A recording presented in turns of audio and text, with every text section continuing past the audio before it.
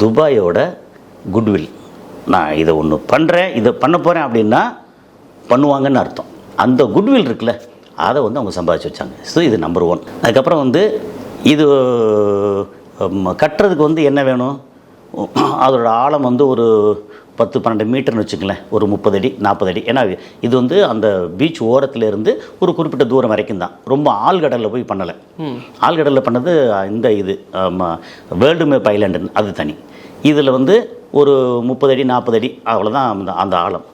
இப்போ நான் உதாரணத்துக்கு வந்து 50 அடி ஆழம்னு வச்சுக்கலேன். அப்புறம் அந்த லெவலுக்கு மேலே வந்து குறைஞ்சபட்சம் ஒரு 10-12 அடி ஹைட்டு வேணும். அப்போ ஒரு 40லேருந்து 60 அடி அந்த அளவுக்கு வந்து மண் மேடு குவிக்கணும். அப்போ வந்து 2001 வந்து ப்ராசஸ் வந்து ஸ்டார்ட் பண்ணிட்டாங்க.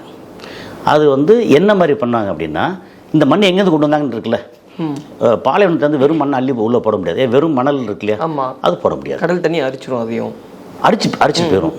அப்போ கடலுக்கு உள்ளே ஏற்கனவே இருக்குல்ல, அதை வந்து சைட்லேருந்து அங்கே எடுத்து ஒரு இடத்துல இப்போ இந்த இடத்துல எடுத்து அப்படியே வந்து பக்கத்தில் போட்டால் அதை அப்படியே நிரப்புறது. அது வந்து என்ன சொன்னால் ரிக்ளைம்டு சாயில். அது எந்த மாதிரி இருக்குன்னா, நம்ம வந்து ராமேஸ்வரம் தலைமன்னாருக்கு இடையில வந்து அந்த சேது சமுத்திர திட்டம் ஒன்று போட்டாங்க இல்லையா, கப்பல் போகிறதுக்காக. அந்த மிஷின் இருக்குல்ல, சேம் மிஷின் தான் அங்கே. ரெண்டுக்கும் உள்ள என்ன வித்தியாசம்னா, இங்கே வந்து கப்பல் போகிறதுக்கான இடத்துல இருந்து மண்ணெல்லாம் எடுத்து ஒதுக்கி போட்டாங்க. அங்கே வந்து வெளியில் சைடில் இருக்கிற மண்ணெல்லாம் எடுத்து உள்ளே போட்டாங்க. ஓகே ஓகே, ஒரே தான், ஒரே ப்ராசஸ் தான். ஸோ அங்கே வந்து அந்த உயரம் வேணுங்கிறதுக்காக போட்டாங்க. இவங்க வந்து அதை ஆழம் வேணுங்கிறதுக்கு இதை எடுத்து அகலப்படுத்துனாங்க.